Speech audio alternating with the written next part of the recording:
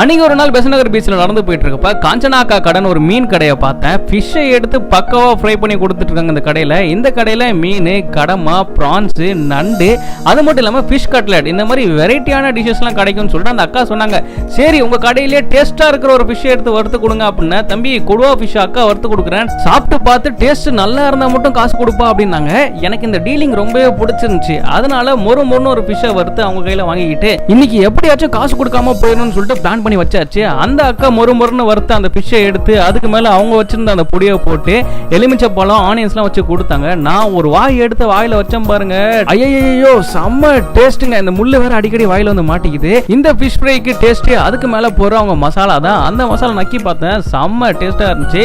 இந்த மீன் இருக்கு இல்லையா, அதை பாருங்க, இந்த மீனோட வாய் இருக்கும், இந்த மீனோட கண்ணு இருக்குல்ல, இந்த கண்ணுல விரல விட்டு நோண்டி அந்த கண்ணை எடுத்து சாப்பிடுறது பயங்கர சாட்டிஸ்ஃபைங்கா இருக்கும். நீங்களும் இதே மாதிரி சாப்பிடுவீங்களா அப்படிங்கறத கமெண்ட் பாக்ஸ்ல கமெண்ட் பண்ணுங்க.